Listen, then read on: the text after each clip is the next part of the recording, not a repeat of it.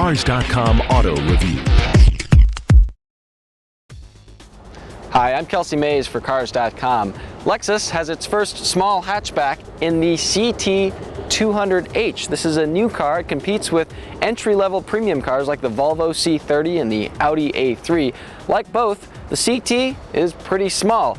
Unlike either one, it's also a 42 mile per gallon hybrid.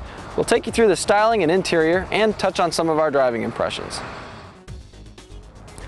At about 170 inches long, the CT is clearly the smallest car in Lexus's lineup. Other vehicles like the IS and the HS, pretty small sedans themselves, are both at least 10 inches longer bumper to bumper. And despite the small cabin size, there's actually a fair amount of room in the front seats from a kind of forward-backward perspective. I'm about 6 feet tall and I have the seat up here, and there's enough room to have a comfortable driving position. The seats are also pretty comfortable and have good lateral support when you're cornering. Unfortunately, the cabin's not very wide, and you really get a sense of that because there's a very high center tunnel here leading back to the center console. It kind of pins your knees in. It's going to be an issue especially for larger drivers. The back seat's going to be tight for just about everyone. Legroom and headroom are both pretty limited, and the short doors really make it difficult to get in and out smoothly. Beyond the back seat, there's less than 15 cubic feet of cargo volume, closer to what you get in most sedans than in hatchbacks.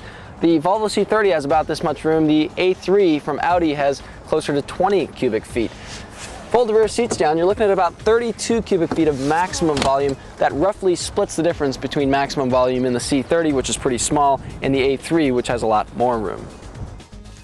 Now, Lexus is Toyota's luxury division, so the CT has the same 1.8 liter four-cylinder and electric motors as the Toyota Prius. In place of the 4 buttons that kind of adjust drivetrain modes in the Prius, you've got this knob here that essentially does the same thing. It goes from EV mode to Eco, Normal, and finally a Sport mode.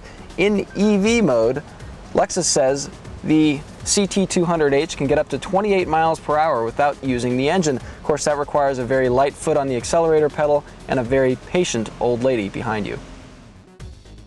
But the CT handles pretty well. There's a battery pack here underneath the rear floor, and the extra weight gives the car a degree of balance that's missing in a lot of front-wheel drive competitors. You can actually swing the tail out in this thing, which is pretty nice.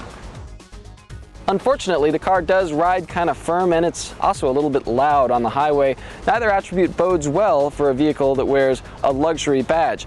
Don't get me wrong, the CT 200H is more fun to drive than the Prius, and it's a lot nicer on the inside, but I can't help but wonder if Toyota should have just left its own logo here instead of putting on the Lexus L.